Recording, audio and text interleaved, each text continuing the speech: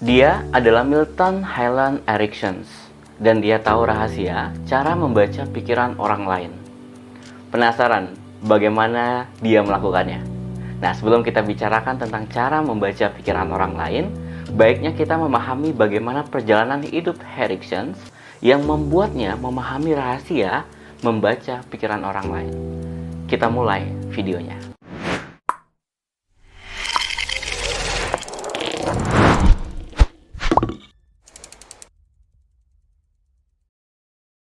Erickson pada masa kecilnya dia terlambat dalam belajar berbicara dan dia mengalami kesulitan dalam membaca. Erickson di masa kecilnya dia kesulitan berbicara dengan orang lain dan dia tidak bisa menangkap isyarat sosial emosional yang mendasar dari orang lain, seperti ekspresi wajah atau bahasa tubuh. Nah, istilah medisnya itu disebut dengan social emotional agnosia. Setiap kali Erickson dia berbicara dengan seseorang, dia hanya bisa tersenyum canggung dan dia hanya menganggukkan kepalanya. Atau dia hanya bisa memberikan satu atau dua kata jawaban. Nah, sebagai akibat dari kesulitan itu, Erickson dilabel sebagai anak yang kaku dan juga aneh. Sehingga kebanyakan teman-temannya itu mengabaikannya. Dan seiring berjalannya waktu, Erickson mulai takut dengan semua interaksi sosial dan ini menyebabkan dia mengalami depresi yang cukup dalam. Sampai suatu pagi, ketika Erickson berusia 17 tahun, dia terbangun dan merasakan sebagian tubuhnya yang tiba-tiba lumpuh. Nah, selama beberapa hari berikutnya, kelumpuhan itu menyebar ke seluruh tubuhnya. Dia didiagnosis dengan penyakit yang disebut polio. Saat itu dia hanya bisa terbaring di tempat tidurnya. Kemudian dia mendengar suara ibunya di ruangan lain yang mendiskusikan penyakitnya dengan dokter.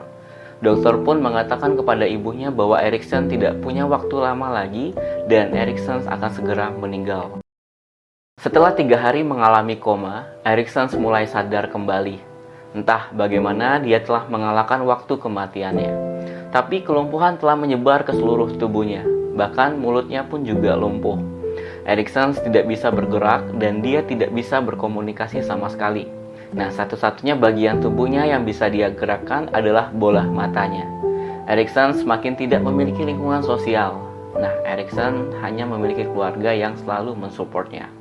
Erickson memiliki 7 saudara perempuan dan 1 saudara laki-laki yang selalu mensupport Erickson. Karena tubuh Erickson lumpuh di tempat tidurnya, bukan berarti pikirannya ikutan lumpuh. Erickson memiliki pikiran yang begitu aktif sehingga kebosanan hampir tak tertahankan. Satu-satunya hal yang benar-benar bisa dia lakukan adalah fokus pada hal-hal yang bisa dia lakukan, melihat dan juga mendengar. Dan di saat kelumpuhan yang dialami Erickson, barulah dia menyadari kemampuannya. Dia mulai memperhatikan semua detail baru tentang alam ini, yang mungkin selama ini dia abaikan. Seperti bagaimana dia melihat daun-daun yang ada di pohon dari jendela. Bagaimana daun-daun itu memiliki semua serat-serat pada tubuhnya. Erickson melihat bagaimana hujan turun di antara alur-alur itu dan membasahi daunnya.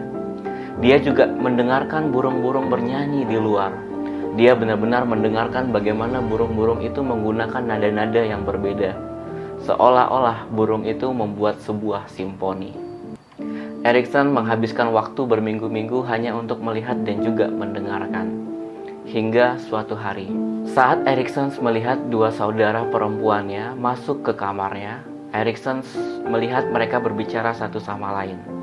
Nah, pada saat mereka berbicara, disinilah momen Erickson mulai menyadari sesuatu. Ketika 2 kakak perempuannya mengobrol, wajah mereka membuat semua gerakan dan begitu juga dengan nada suara mereka yang sering berubah. Nah, selama percakapan itu, Erickson mulai menyadari. Misalnya, ada salah satu kakaknya yang berkata, "Iya, itu adalah ide yang bagus." Tapi Erickson melihat dia mengatakan itu dengan suara yang monoton dan sedikit senyum yang terlihat di wajah kakaknya. Semuanya itu seakan mungkin dalam pikiran Erickson bahwa kakaknya tidak benar-benar berpikir itu adalah ide yang bagus. Jadi iya bisa berarti tidak. Erickson tidak pernah memperhatikan ini sebelumnya. Semenjak kondisi tubuhnya yang lumpuh, kemampuan penglihatan dan juga pendengaran yang meningkat. Dalam beberapa hari, dia telah menghitung 16 bentuk tidak yang berbeda melalui bahasa tubuh dan juga nada suara, termasuk ekspresi wajah. Jika orang mengatakan iya, ketika mereka merasa tidak, itu akan muncul melalui bahasa tubuh mereka dan juga nada suaranya. Erikson bahkan memperhatikan seberapa sering urat leher saudara perempuannya akan berdenyut ketika kakaknya berdiri di dekatnya, yang menunjukkan bahwa kakaknya itu sedang gugup. Nah, Erikson menemukan semua pengamatan ini dan ini menjadi sangat menarik baginya. Nah, karena pendengarannya itu semakin membaik, Erikson sekarang bisa menangkap percakapan di ruangan lain. Dan dia melihat pola yang lucu. Seperti sebuah percakapan, orang jarang meminta sesuatu itu secara langsung. Misalnya salah satu saudara perempuannya akan menghabiskan beberapa menit waktu untuk basa-basi yang meninggalkan petunjuk kepada orang lain tentang apa yang sebenarnya dia inginkan. Nah, keinginan tersembunyi itu jelas ditunjukkan dengan nada suaranya yang memberikan penekanan pada kata-kata tertentu, dan harapannya adalah orang lain akan menangkap ini dan menawarkan apa yang dia inginkan. Percakapan demi percakapan jatuh ke dalam pola yang berulang ini.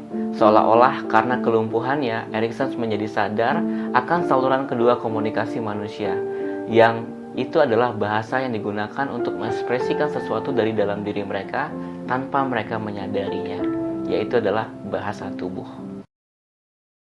Suatu hari, Erikson sedang melihat saudara laki-laki dan perempuannya bermain di luar ruangan dari jendela. Erikson ingin mencoba sesuatu. Erikson menutup matanya dan dia membayangkan dirinya bermain dengan saudara-saudaranya di luar. Nah, di pikirannya Erikson, dia benar-benar melihat dirinya sendiri berdiri di antara mereka. Dia melihat dirinya berjalan di antara mereka. Dan dia mengerahkan semua energinya ke dalam imajinasi itu. Erikson benar-benar mencoba untuk merasakan sensasinya. Dan untuk sesaat, dia merasakan ada kedutan di kakinya. Dan itu adalah pertama kalinya bahwa Erikson merasakan gerakan di tubuhnya yang selama ini dia belum pernah rasakan semenjak dia lumpuh. Nah, kedutan sederhana ini menjadi harapan buat dia.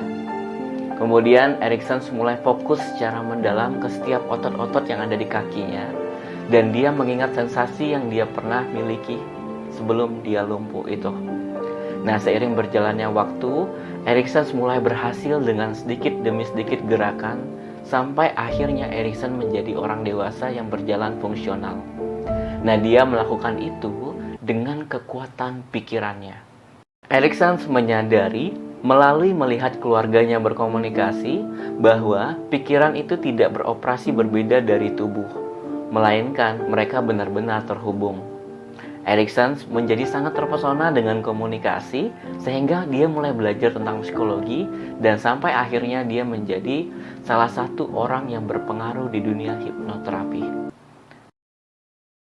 Pembelajaran yang bisa kita pelajari dari kisah Erikson.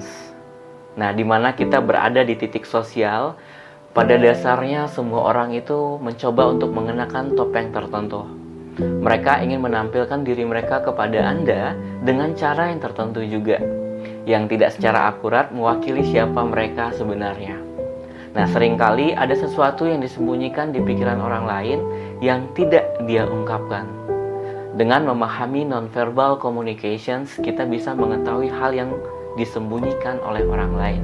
Ide ini juga bisa kita lihat dari teori komunikasi yang paling fenomenal dari Albert Mehrabian. Teori yang dikemukakan oleh Albert Mehrabian, dia mengungkapkan ada hierarchy of communication rule, bahwa pesan yang disampaikan itu dipengaruhi oleh kata-kata sebesar 7%, nada suara 38%, dan bahasa tubuh 55%. Yang artinya, bahasa tubuh selalu berbicara lebih banyak daripada kata-kata. Jadi, jika Anda ingin menjadi seseorang yang bisa membaca pikiran orang lain, maka Anda harus menguasai komunikasi nonverbal. Nah, cara terbaik untuk melakukannya adalah menjadi seperti Erikson yang menjadi lebih jeli di setiap momen. Pikirkan tentang Erikson tadi. Bagaimana dia benar-benar terdampar di tempat tidurnya. Satu-satunya hal yang bisa dia lakukan adalah melihat dan juga mendengar kakak-kakaknya berkomunikasi dengan jeli. Dan itu yang harus Anda mulai lakukan. Dengarkan nada bicara orang lain, Perhatikan ekspresi wajah mereka ketika berbicara ke Anda. Lihat gerakan matanya, tangannya, dan juga bahasa tubuhnya. Lihat bagaimana orang itu merespon saat Anda berbicara tentang topik tertentu. Jika Anda melakukan ini, saya yakin Anda dapat membaca pikiran orang lain, lebih jeli terhadap setiap momen. Mudah-mudahan dengan melakukan itu, kita bisa mengerti orang lain. Terima kasih buat teman-teman yang sudah menonton video ini sampai akhir. Jika teman-teman suka, silakan di subscribe. Sampai ketemu lagi di video berikutnya. See you, bye-bye.